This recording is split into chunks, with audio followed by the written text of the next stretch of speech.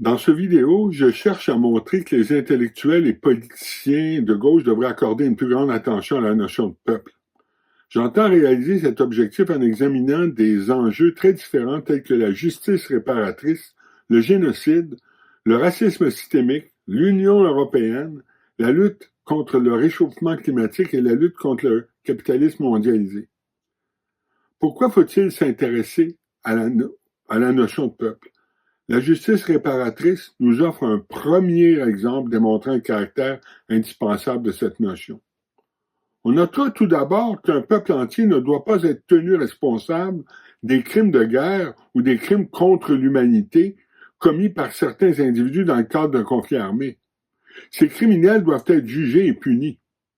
C'est en principe la Cour pénale internationale qui est chargée d'émettre des mandats d'arrestation contre ceux qui ont perpétré de tels crimes ou qui les ont commandés.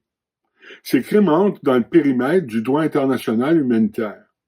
Mais il faut distinguer ces actions et celles qui sont menées par un État au nom d'une population entière.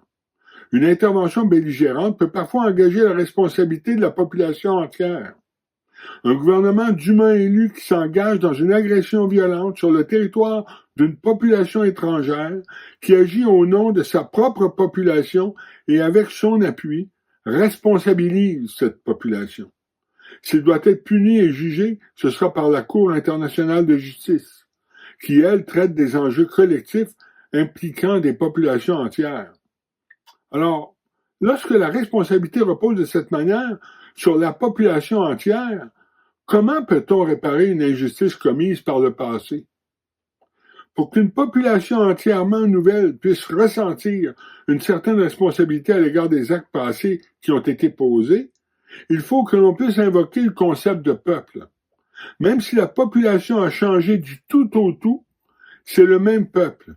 Si les commissions vérité et réconciliation ont un sens et une pertinence, c'est à cause du maintien dans le temps d'un même peuple bourreau et d'un même peuple victime. Il doit y avoir dans la notion de peuple une dimension qui va au-delà de sa population effective, car celle-ci change alors que le peuple reste le même. La neutralité allemande sur le plan militaire à l'échelle internationale aura été l'une des conséquences découlant de la responsabilité du peuple allemand à l'égard de l'Holocauste. Et ce, même si les citoyens allemands de l'époque ne sont plus en vie. Si une responsabilisation incombe à chacun de ses citoyens, c'est que le peuple allemand, en tant que tel, en tant que tout, devrait assumer à travers le temps la responsabilité des actes commis en son nom. En somme, sans postuler l'existence de peuple, on ne peut réaliser avec succès les objectifs d'une commission de vérité et de réconciliation. Il faut faire aussi intervenir la notion de peuple comme entité collective pour comprendre vraiment ce qu'est un génocide. La Deuxième Guerre mondiale en offre encore un exemple saisissant. Parmi les victimes principales figuraient les peuples juifs et roms. On a souvent de la difficulté à comprendre que l'on ait pu tuer des personnes à cause de leur appartenance à un peuple. On se dit que de toute façon, puisque les victimes sont des individus, on peut se contenter de parler d'individus. La Shoah peut, en ce sens, être appréhendée à partir d'une lorgnette individualiste comme une violation des droits fondamentaux de la personne, à commencer par le droit à la vie. Mais ce faisant, on oblitère le fait que chaque individu a non seulement une identité individuelle en vertu de laquelle il réalise une certaine autonomie, mais aussi une identité collective en vertu de laquelle il est une partie au sein d'un tout. C'est non en tant qu'individu, mais bien en tant que faisant partie d'un tout, à savoir le peuple juif, que plus de 6 millions de personnes ont été exterminées. Il convient de rappeler que le terme génocide a aux Nations Unies une signification beaucoup plus large que ce qui est habituellement compris sous cette appellation. Citons l'extrait principal suivant. J'ouvre les guillemets.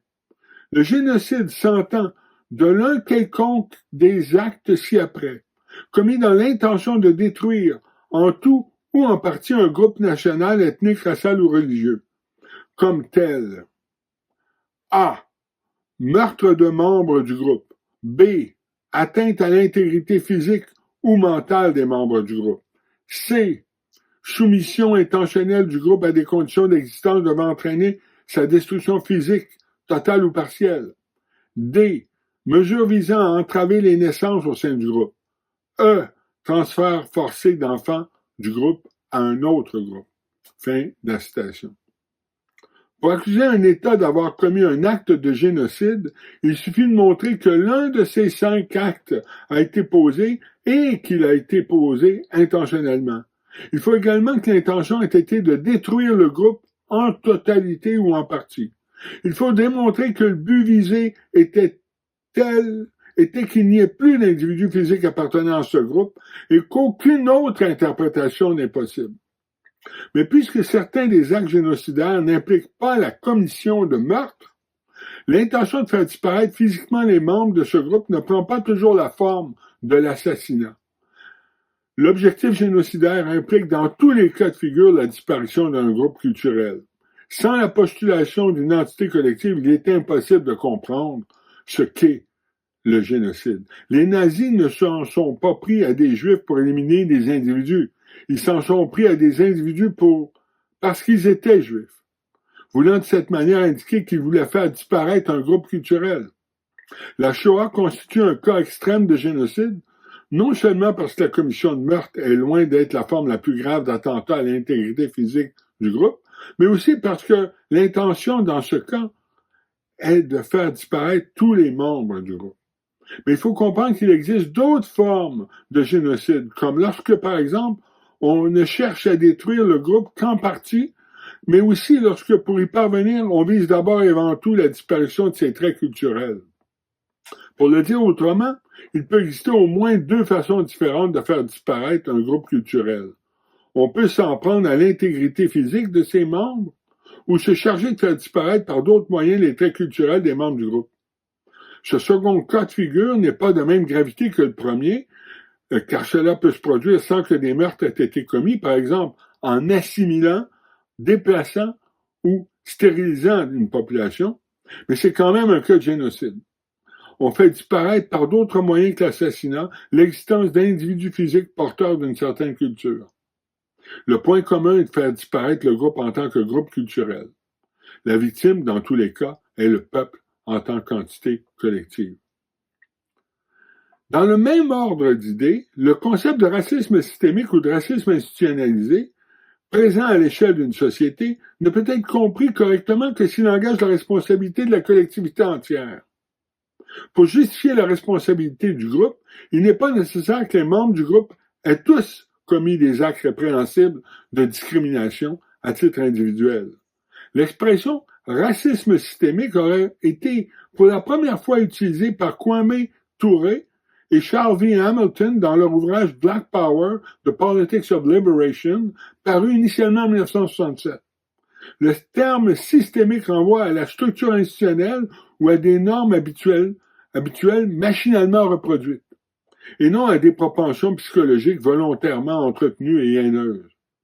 Pour illustrer la différence entre les deux, on peut faire référence à une situation plus connue d'enjeu ayant un caractère systémique.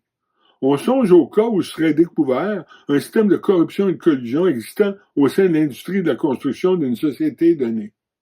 Supposons un gouvernement qui adopte comme politique pour un appel d'offres d'accorder un contrat à l'entreprise qui est le plus bas soumissionnaire. Des entreprises privées de génie conseil font des appels d'offres au nom du gouvernement en sachant très bien que certaines entreprises de construction s'arrangent pour être à tour de rôle le plus bas soumissionnaire. À chaque fois, la somme réellement requise pour réaliser le projet gouvernemental est inférieure à celle du plus bas soumissionnaire. Une fois que la subvention est accordée, la somme exigée en trop est ensuite répartie entre l'entreprise de construction et l'entreprise de génie conseil qui, à son tour, verse une partie de l'argent ainsi obtenu à la campagne électorale des politiciens appartenant au gouvernement en place. Dans ce cas, parler d'un système est parfaitement approprié et pourtant cela n'implique pas la collusion et la corruption de l'ensemble de la population et même pas de l'ensemble des ouvriers œuvrant au sein des entreprises ainsi organisées. La corruption est systémique et non systématique et pourtant la collectivité entière devrait se sentir concernée. Bien de la même manière, on peut parler de racisme systémique au sein d'une société lorsque des patterns sont reproduits plus ou moins machinalement au sein de certaines institutions, comme la police ou le système carcéral, ou dans certains comportements répétés machinalement, comme lors d'une embauche ou pour le choix d'un locataire. Puisque la méfiance est moins présente à l'égard de personnes qui nous sont plus familières, les personnes racisées seront discriminées sans pour autant qu'une haine viscérale et intentionnelle n'ait été entretenue. Quand ce genre de situation affecte plusieurs institutions et comportements au sein de la société, la collectivité qui est concernée est le peuple tout entier et cela peut exister même si les citoyens, très majoritairement, ne vivent pas du tout à titre individuel des sentiments discriminatoires, haineux et malveillants. Voici maintenant un tout autre exemple permettant d'illustrer l'importance qu'il faudrait accorder à la notion de peuple comme entité collective. Si l'extrême droite prend de plus en plus de place en Europe, c'est peut-être parce que l'Europe a été pensée de façon désincarnée, comme une structure de gouvernement post-national. On a laissé à l'extrême droite tout l'espace réservé aux enjeux identitaires nationaux. La gauche doit peut-être se réapproprier alors l'idée de nation, car celle-ci joue désormais un rôle essentiel dans la dynamique d'opposition au néolibéralisme économique présent aussi en Europe. Les partis d'extrême droite sont de plus en plus populaires parce que les élites européennes n'ont pas réussi à construire une Europe des peuples. Je trouve confirmation de cette thèse dans les travaux récents de Thomas Piketty et Julia Cagé. Dans leur dernier livre, intitulé Une histoire du conflit politique, élections et inégalités sociales en France de 1789 à 2022, ils reconnaissent tout d'abord que les enjeux identitaires liés à l'immigration ne sont pas si importants pour les Français. C'est selon Piketty et Cagé davantage l'imposition du traité de Lisbonne en 2007 et donc le fait d'avoir négligé le rejet par référendum du traité constitutionnel en 2005, identique au traité de Lisbonne, qui était important pour les Français. C'est plus précisément non pas seulement le traité de Lisbonne en tant que tel, mais surtout le fait d'avoir officialisé par ce traité des pratiques néolibérales déjà existantes qui avaient eu un impact majeur sur les classes ouvrières. Or, il faut voir que le débat autour du traité de Lisbonne est un enjeu identitaire. En imposant ce traité, les élites européennes n'ont tout d'abord pas respecté le pouvoir constituant des peuples français et hollandais qui avaient tous deux rejeté 2 ans plus tôt, en 2005, un traité constitutionnel substantiellement identique. Les élites européennes n'ont pas respecté non plus, deuxièmement, le droit au développement égal des peuples européens lorsque l'Allemagne a attiré sur son sol plusieurs entreprises européennes en imposant des salaires très bas à sa classe ouvrière. Ensuite, la Troïka composée de la Commission européenne, de la Banque centrale européenne et du Fonds monétaire international n'a pas non plus respecté la solidarité entre les peuples européens lorsqu'elle a imposé des mesures d'austérité extrême aux pays du sud de l'Europe et en particulier à la Grèce. C'est une autre occasion de constater l'oubli des peuples. Elle n'a pas non plus respecté la démocratie comprise comme souveraineté populaire lorsqu'elle a tout simplement ignoré le rejet référendaire des mesures d'austérité imposées au peuple grec. Enfin, en exigeant de l'État grec qu'il se départisse de ses actifs à la hauteur de 50 milliards d'euros, la Troïka a même remis en cause le droit à l'autodétermination du peuple grec. Alors, ne vous demandez donc pas pourquoi les partis politiques d'extrême droite gagnent du terrain. L'explication se trouve dans le fait que les élites ont ignoré les droits collectifs des peuples européens.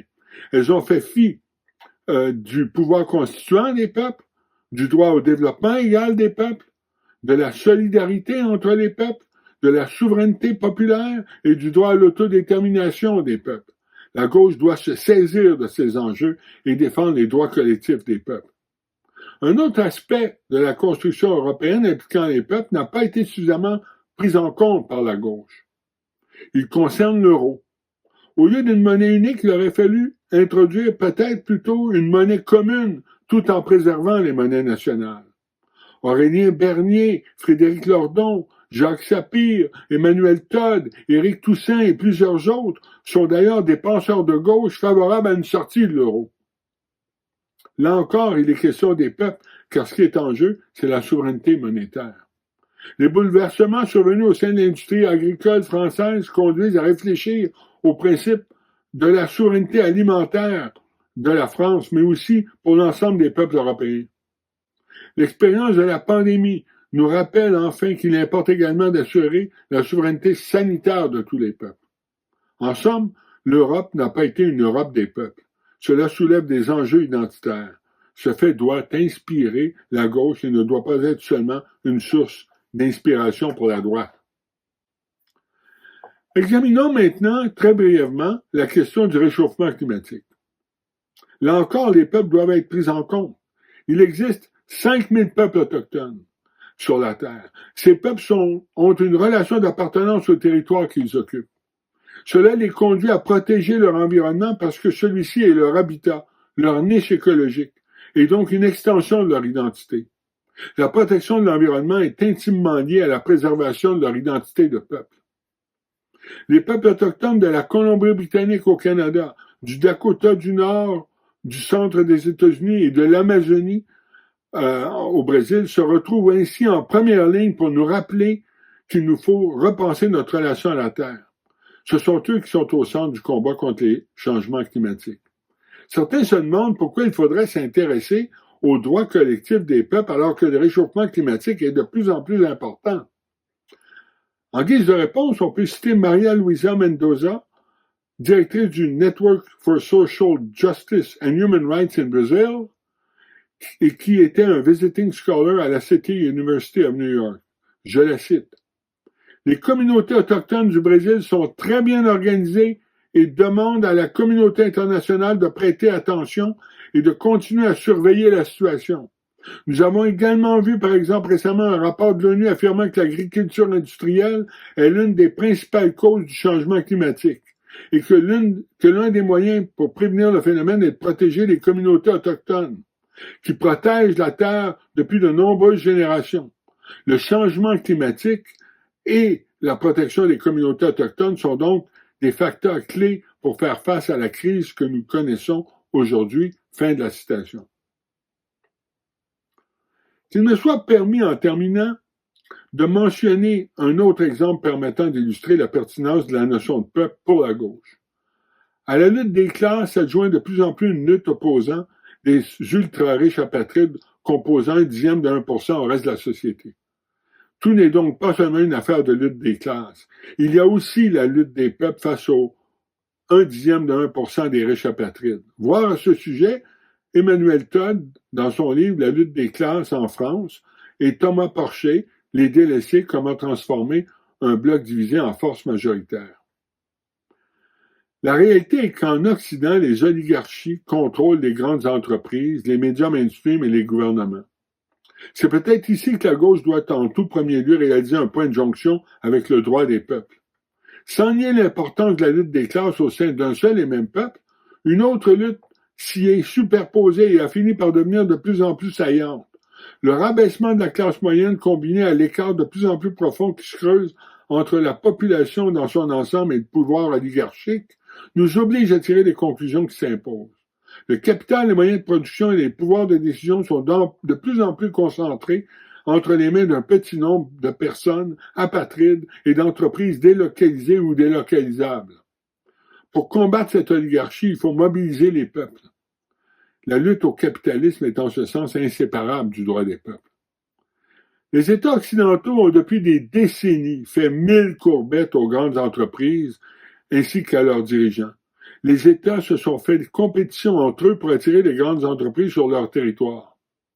C'était à qui offrirait les plus grosses subventions, les meilleures réductions d'impôts et les plus belles échappatoires fiscales. Ils ont réduit le nombre des paliers d'imposition, ont éliminé la taxe sur le capital, ont toléré l'évasion fiscale. Ils ont demandé de faibles redevances sur l'exploration, l'exploitation et les profits des compagnies extractives. Ils ont assumé les coûts de la décontamination et de la mise à niveau des terrains exploités après le départ de ces entreprises. Ils ont même subventionné les entreprises et ont toléré des salaires exorbitants ainsi que des primes de séparation démesurées à leurs dirigeants. Les États ont permis que des redevances dérisoires soient accordées aux auteurs-compositeurs sur Spotify et toléré que les grandes surfaces fassent compétition aux librairies en vendant des livres populaires à un moindre coût. Les États ont aussi toléré l'effritement de la liberté de presse. Les États dociles ont toléré le fait que les GAFAM, Google, Amazon, Facebook, Apple, Microsoft, ne paient pas d'impôts. C'est aussi dans ce contexte qu'on a laissé toute la place à l'ubérisation de certaines entreprises qui ne se sentent pas tenues d'être de bons citoyens corporatifs. Les États ont accepté le décloisonnement des institutions financières et la déréglementation des finances. Ils ont toléré la délocalisation des entreprises et toléré le fait que celles-ci aient choisi de retenir leur épargne au lieu de la réinvestir dans l'économie locale réelle. Ils ont accepté tout cela au nom de ce qui était présenté comme n'étant rien d'autre que des ententes de libre-échange. Pour gagner cette lutte, il faut s'en prendre au capitalisme sauvage, non plus au nom de la seule classe ouvrière, mais bien maintenant, de plus en plus aussi au nom de tous les peuples de la Terre. Pour remporter cette lutte, il faut que les populations entières poussent les chefs d'État à se rassembler entre eux et à s'engager dans une stratégie commune. Au lieu de se faire compétition entre eux, ils pourraient signer ensemble une convention sur la valeur de la diversité des économies nationales faisant écho à la Convention sur la diversité des expressions culturelles. De la même manière que les pays ont approuvé la Convention sur la diversité des expressions culturelles, 148 pays l'ont signée avec 2 seuls refus, ceux des États-Unis et d'Israël, pour contraindre l'hégémonie culturelle américaine.